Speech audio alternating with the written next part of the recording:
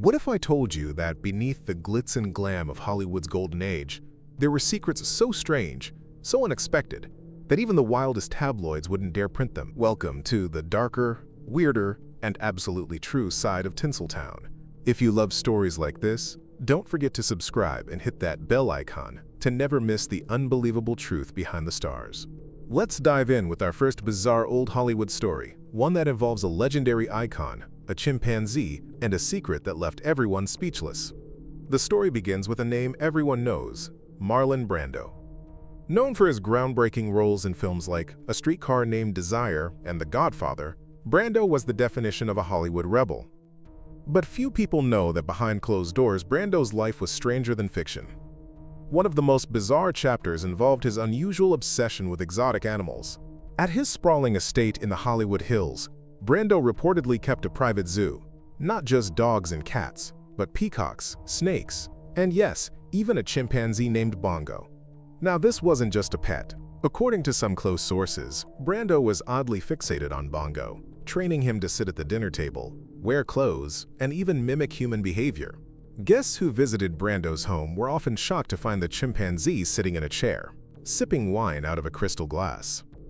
One director reportedly said that Bongo would judge dinner guests with a stare that could make anyone uncomfortable. But the weirdness doesn't stop there. Brando once canceled a film shoot for an entire week because Bongo had fallen ill, and he insisted on personally nursing the chimp back to health. His team was outraged, but no one dared question him. To Brando, Bongo wasn't just a pet, he was family. Rumors even suggest that Brando's therapist warned him that his emotional attachment to the chimpanzee was bordering on unhealthy. Some said Bongo was his only real confidant. There were even whispers that Brando planned to leave part of his estate to Bongo in his will. The documents never surfaced, but the legend remains, and perhaps the most bizarre moment of all. During a Hollywood party, a drunken Brando allegedly performed a dramatic monologue with Bongo as his scene partner, in full Shakespearean costume. The crowd didn't know whether to laugh or cry. But in Brando's mind, it was the performance of a lifetime. This is the kind of story that never makes the headlines, because it sounds too absurd to be true. But in old Hollywood, reality often blurred with madness. And Brando's bond with his chimp was only the beginning of the truly strange stories hiding behind the red curtains of fame. Stay tuned for the next one.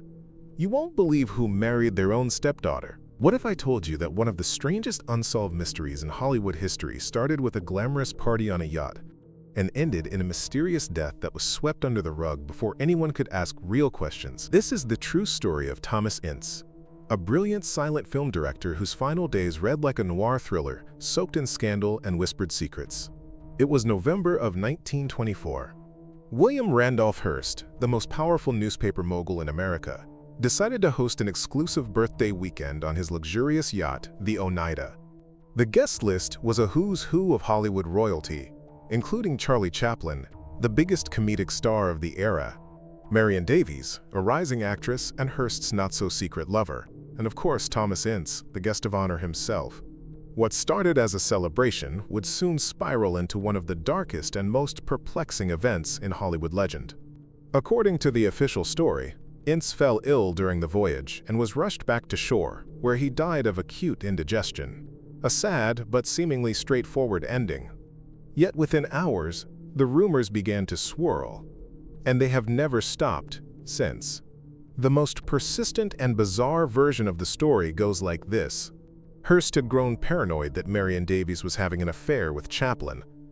Some even claimed he'd found love letters or overheard something he wasn't meant to hear. Furious and jealous, he allegedly brought a gun aboard the yacht, intending to confront Chaplin. But, in a tragic twist, Hearst either mistook Ince for Chaplin in the dim light, or the confrontation escalated into chaos and Ince was shot accidentally. Now here's where things get truly strange. When Ince was rushed off the yacht, there were reports from dock workers and train porters who claimed to have seen him bleeding from the head. Some said he was unconscious. Others said he was groaning in pain. But all agreed he didn't look like a man suffering from simple stomach pain. Once he arrived on shore, a mysterious doctor, whose name no one could confirm, pronounced him dead. And no autopsy was performed. Hearst then reportedly paid for the funeral. arranged it with lightning speed. And Ince's body was cremated almost immediately, wiping out any chance of a proper investigation. Chaplin himself later admitted in interviews that something about the entire episode felt off, and other guests from that weekend remained suspiciously quiet for the rest of their lives. One rumor claimed that Marion Davies was in hysterics when they docked. Another claimed that Hearst threatened his guests into silence, using both his money and his media empire to control the narrative. But why would so many people stay quiet for so long? Perhaps it was fear. Perhaps it was loyalty. Or maybe, just maybe, Hearst really did have the power to bury the truth. What makes this story so compelling is that there's no definitive answer to what really happened. Even nearly a century later, every version has gaps. Every testimony is shadowed in ambiguity. And yet the myth of Thomas Ince's death lives on, as a symbol of how much power the elite of old Hollywood could wield over life, death, and the public record. It is a story with no ending and no justice. Just a cold, strange silence that still echoes over the Pacific waters where that yacht once floated. And as weird as this sounds, the next story might be even stranger, because it involves a famous actor who lived a double life so bizarre, it shocked even those who thought they knew him best. Get ready. Because next we go deep into the secret basement lair of one of Tinseltown's most eccentric legends, and what he kept down there will leave you speechless. What if I told you that one of Hollywood's most charming leading men had a bizarre secret hidden beneath his glamorous mansion? A secret so strange and unsettling that even his closest friends were disturbed when they found out. This is the true story of Errol Flynn, the swashbuckling superstar known for his roles in Captain Blood and The Adventures of Robin Hood, a man with movie star looks, a magnetic screen presence, and a reputation as a legendary womanizer. But behind the velvet curtain of his stardom was a twisted obsession that few dared speak about during his lifetime. Flynn's Beverly Hills home was not just a luxurious hideaway. According to insiders, it contained a secret basement, one that was reportedly filled with cameras, mirrors, and a variety of bizarre memorabilia. Some claimed it was a private film studio where Flynn recorded his most intimate encounters. Others said it was more than that, a shrine to his dark fantasies. Stories began to leak in the late 1950s about hidden film reels, strange costumes, masks, and a long list of guests who had been brought down there under the promise of privacy, some willingly, others allegedly not so much. But the rumors didn't stop there. After Flynn's death in 1959, a series of tell-all books and confessions surfaced. One of the most explosive came from a former housekeeper. She claimed to have discovered the hidden room by accident while cleaning the lower levels of the house. What she found, she said, horrified her. Walls covered in voyeuristic photographs, a drawer filled with falsified IDs, and dozens of unmarked film reels.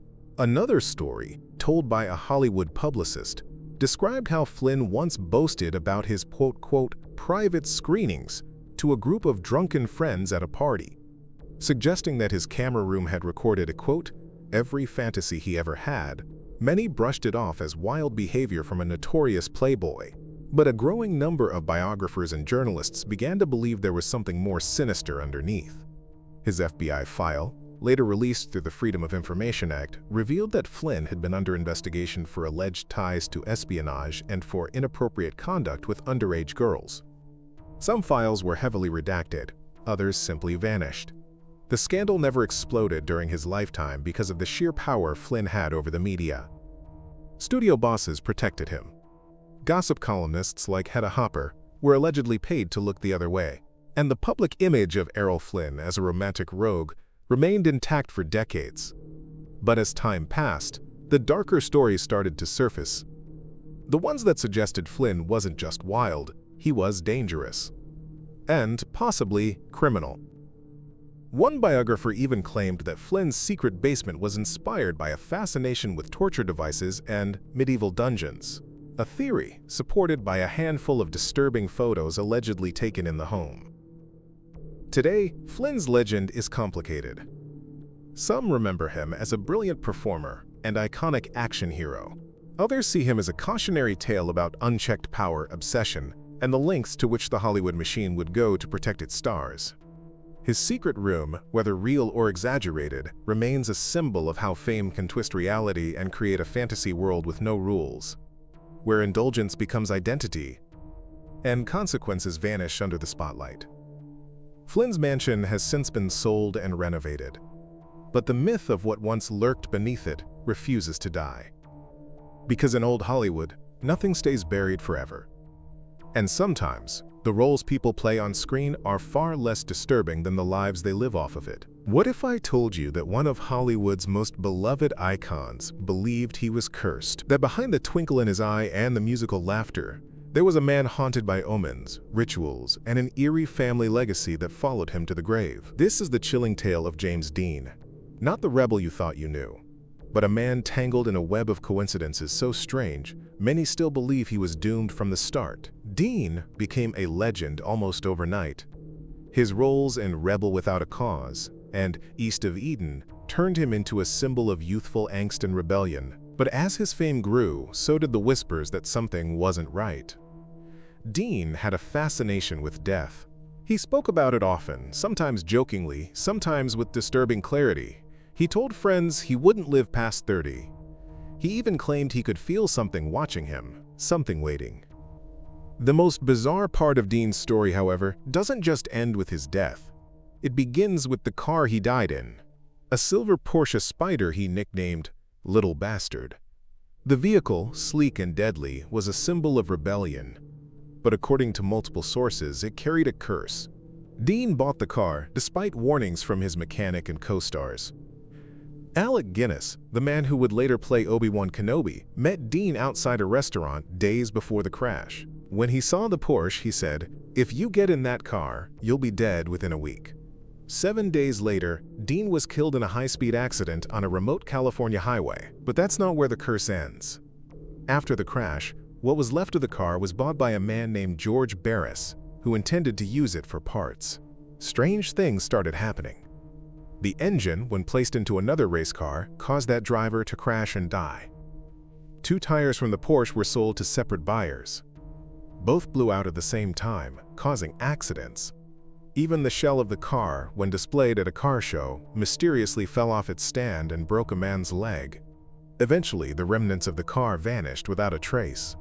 To this day, the location of Little Bastard remains unknown. Some believe it was stolen.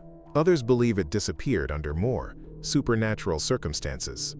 But the darkness surrounding Dean wasn't just about the car. His friends claimed he often spoke of ghosts, of voices in the night, of a feeling that something from the other side was trying to reach him. One actress said he carried talismans in his pocket and refused to sleep without a specific ritual.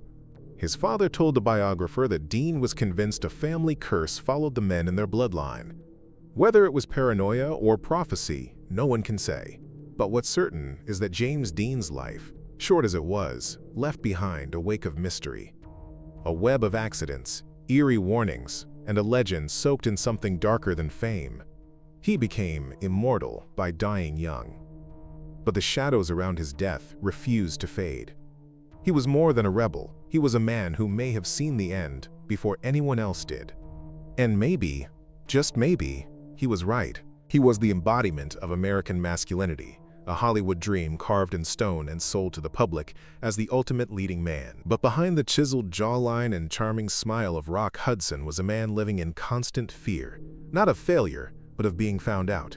In the golden age of Hollywood, being gay wasn't just taboo, it was career suicide. Studios had strict moral clauses, publicists controlled every headline, and actors had to perform off-screen as much as they did on-screen. Rock Hudson's life became a double performance, one for the cameras and one behind closed doors. Born Roy Harold Scherer Jr. in Illinois, he was discovered and molded into Rock Hudson by powerful Hollywood agent Henry Wilson. Wilson not only gave him a new name, but a whole new identity, one that oozed heterosexual fantasy.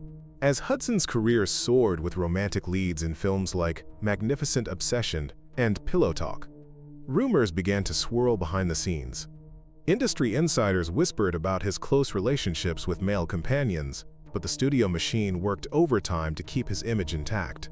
Fake relationships with actresses were staged, press stories were carefully planted, and photos were destroyed before they could surface. One of Hudson's most talked-about romances was with his close friend and roommate Lee Garlington, a man he loved quietly and privately, while the world believed he was courting starlets. Their relationship was intense but restrained, always shadowed by the looming threat of exposure. Garlington would later describe how they used back doors, separate cars, and fake names, all to keep the truth hidden. Even at the height of his fame, Hudson couldn't live openly. The 1950s and 1960s weren't just unkind to gay men. They were dangerous. The FBI investigated suspected homosexuals, newspapers outed actors in salacious columns, and moral watchdogs demanded purity from public figures. Hudson played his part with painful precision. He married Phyllis Gates, Wilson's secretary, in what many believe was a calculated move to quiet speculation. The marriage lasted just 3 years, and Phyllis herself would later claim she knew the truth. Despite the facade, Hudson found ways to live parts of his truth. He hosted discreet gatherings in his mansion, attended underground gay bars, and maintained a small circle of trusted friends who accepted him without judgment. Yet the pressure of maintaining a false identity took its toll.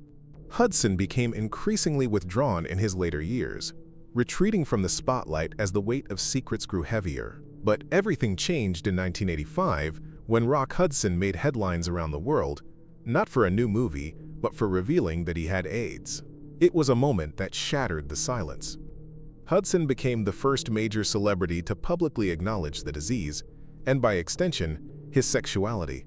Though he never gave a formal coming-out statement, the truth was undeniable. The revelation sent shockwaves through Hollywood and marked a turning point in public awareness of AIDS and homosexuality. His confession, whether intentional or not, humanized a crisis that had long been stigmatized.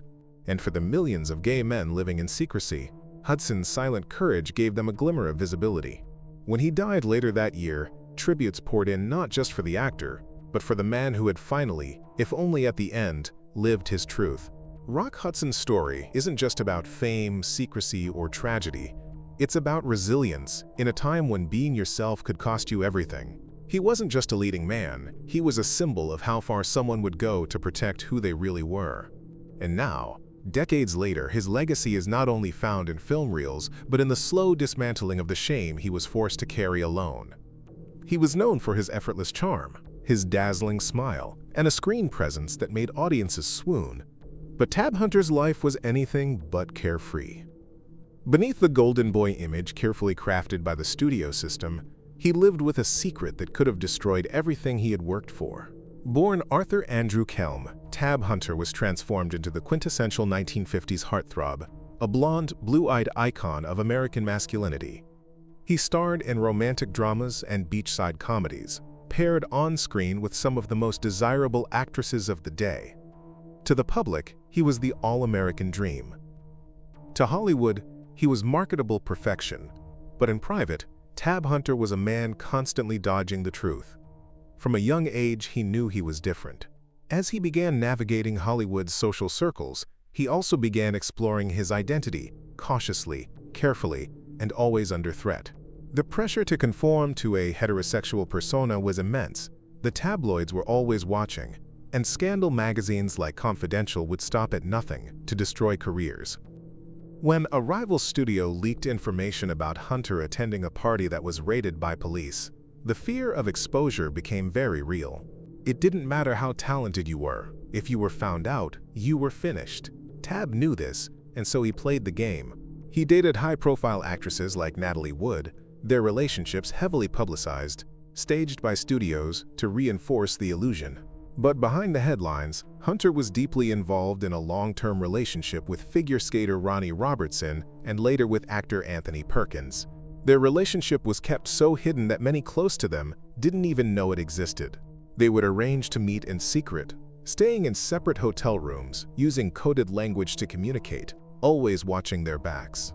Hunter later admitted that the secrecy was suffocating. Living a double life made him feel like he was constantly on trial, constantly lying to everyone, his fans, his colleagues, even himself. And yet, he loved. He loved fiercely, passionately, even if it had to be from the shadows. Acting, for Hunter, was a mask that helped him survive. He could smile for the cameras, hit his mark, deliver lines, and charm audiences, all while concealing his true self. That contradiction took a toll. The fear of being outed loomed over every moment of his career. As he aged, and the public's obsession shifted to new stars, Hunter began to disappear from the spotlight. But in that space, he found something else: honesty. In 2005, he released a memoir titled Tab Hunter Confidential, where he finally told the truth. He wrote about his love life, his struggles, and the impossible choice he faced between being who he was and preserving his career. The book was not just a tell-all, it was a cathartic act of liberation. For the first time, Tab Hunter didn't have to hide. His story resonated with people around the world, especially older gay men who had endured similar silences. Tab had survived the Hollywood machine, the whispers, the threats, and the loneliness. And by speaking out, he reclaimed the narrative that had been stolen from him decades earlier. He spent his final years in a peaceful relationship with his partner, Alan Glazer, whom he loved openly and without apology. Their bond, lasting over 30 years, was a quiet rebellion against the industry that once forced him to lie. Tab Hunter didn't just outlive the system that tried to erase his truth. He helped dismantle it. Today, his name may not be as instantly recognizable as it once was, but his courage paved the way for future generations of actors to live freely. In a time when being gay was considered shameful, Hunter managed to carry himself with grace, grit, and a strength that remained invisible to most. But now we remember him not just for his beauty or his films, but for the quiet defiance that made him truly legendary. He was the silver screen's tortured soul, a master of emotional depth who captivated audiences with brooding eyes and fragile intensity.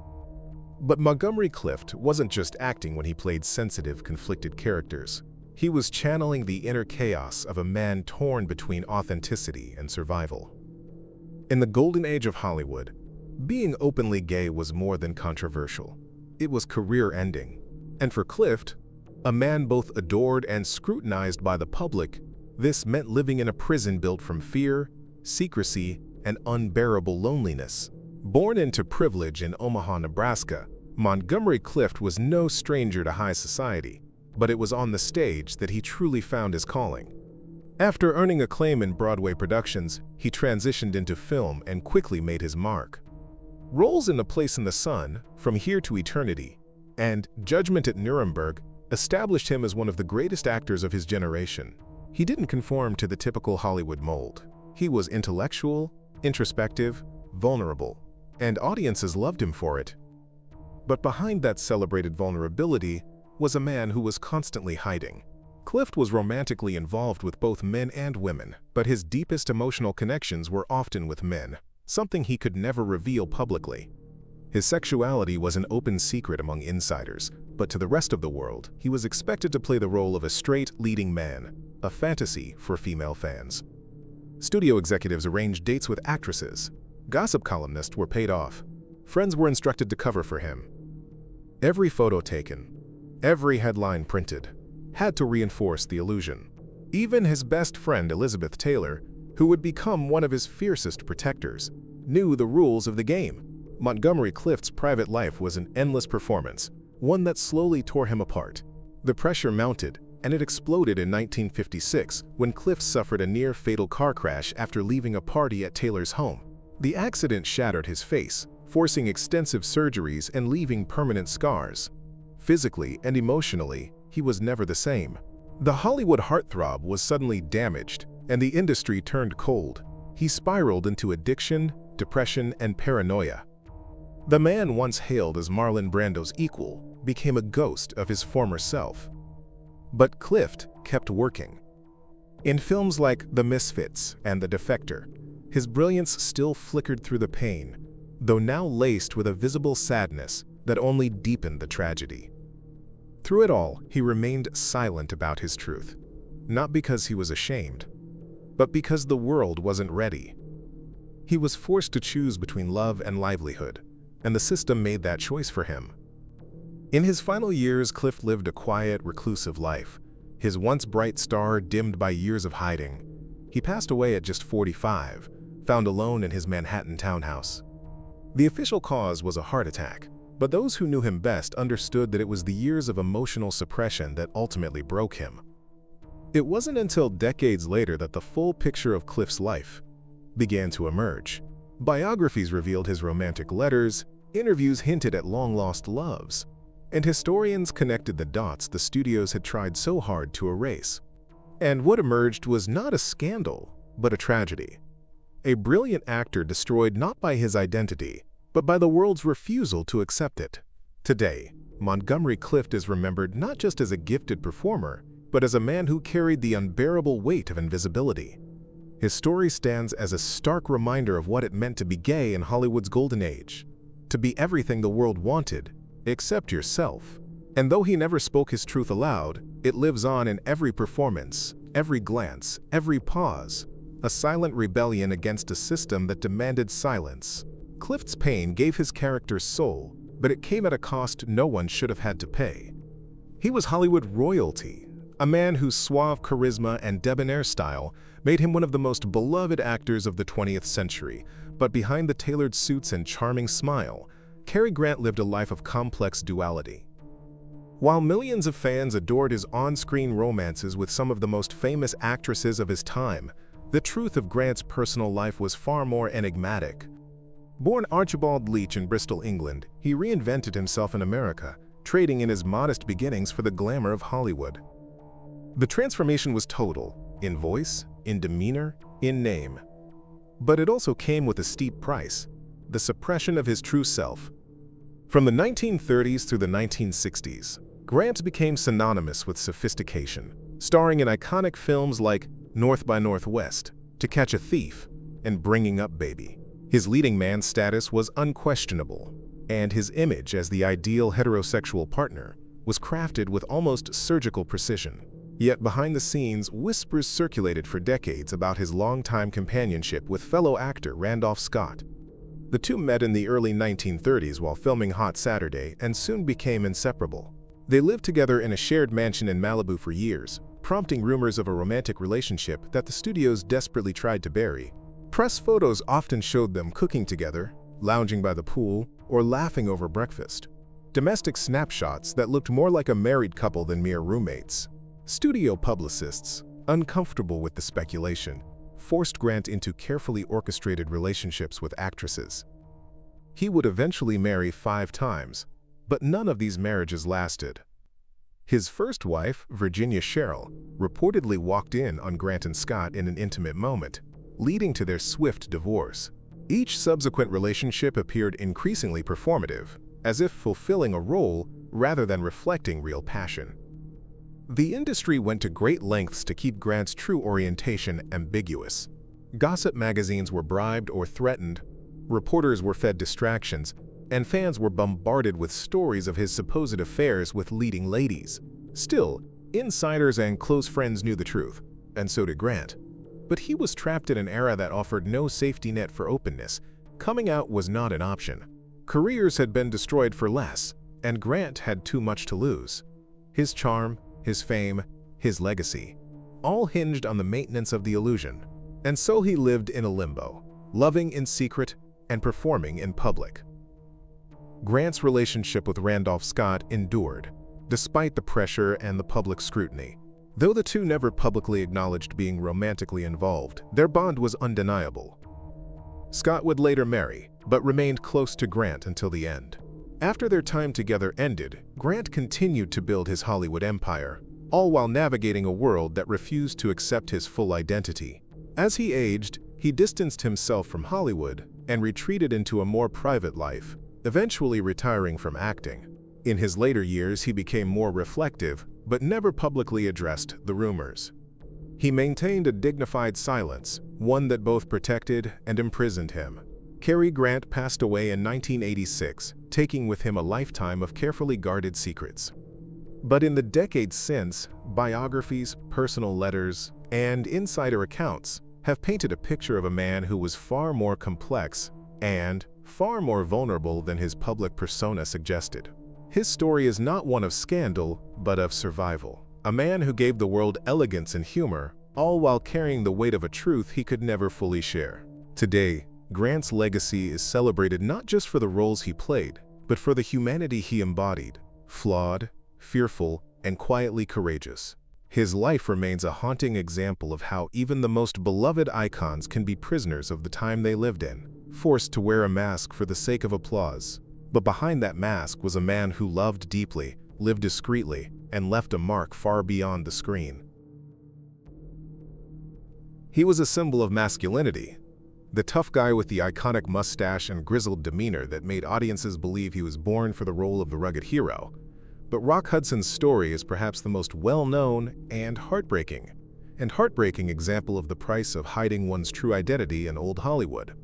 Born Roy Harold Scherer Jr., Hudson arrived in Hollywood with little more than a handsome face and a dream. He was quickly noticed by talent scouts who recognized his potential and polished him into a leading man. The studio transformed him into Rock Hudson, a name meant to echo strength and stability, and his image was carefully crafted to represent the pinnacle of American manhood. He became the poster boy for straight romance in the 1950s and 60s, starring opposite Doris Day in a string of popular romantic comedies and captivating female audiences across the world. But behind closed doors, the reality was very different. From the start of his career, Hudson knew that being openly gay would be the end of everything. The studio system at the time had zero tolerance for deviation from the heterosexual fantasy they sold to the public. So Hudson played along. He went on fake dates, was seen in public with female co-stars, and even entered into a short-lived marriage with his agent's secretary to quash rumors. All of it was a performance, one for survival, not stardom. Friends and insiders knew the truth. Hudson maintained a circle of trusted companions and lived as openly as he could in private, throwing lavish parties at his home that were often filled with other closeted celebrities. But even within that circle, there was fear. Fear of being outed, fear of betrayal, fear of losing everything. Hudson spent decades balancing the persona of the charming heartthrob with the painful reality of his double life. He never spoke publicly about his relationships, and every romantic entanglement had to be hidden, every affectionate gesture disguised. He lived with the constant burden of being adored by a public that only loved the illusion. But it was in the 1980s that Hudson's life took a tragic and historic turn. In 1984, he was diagnosed with AIDS, a disease that at the time was widely misunderstood and deeply stigmatized. For months, he continued to work and appear in public, refusing to acknowledge the illness, even as his body began to weaken. Eventually, though, the truth could no longer be hidden.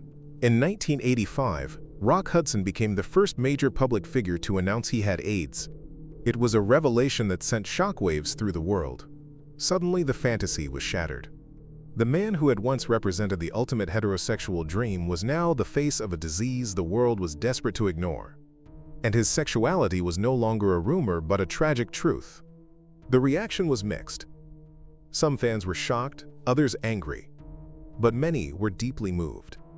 Hudson's announcement humanized a crisis that had been shrouded in silence and shame. His courage to come forward, even when he was gravely ill, changed the conversation around AIDS and homosexuality. Politicians were forced to respond, public funding increased, and countless lives were affected by the awareness Hudson's story brought. In his final days, Hudson was cared for by close friends and confidants who stood by him despite the storm. He died in October 1985 at the age of 59, leaving behind a legacy that went far beyond the movies. His death marked a turning point in both the public's understanding of AIDS and Hollywood's treatment of gay actors. In many ways, Rock Hudson was a martyr of the system, a man who gave everything to uphold a lie he never wanted to tell. But in his final act, he told the truth, and that truth saved lives. Today, his name is not just associated with classic films or swoon-worthy romances, but with bravery, vulnerability, and change. He didn't get to live openly, but in dying honestly, he helped make it possible for others to do so. His story is a solemn reminder of the price paid by so many for simply being themselves in an industry built on illusion.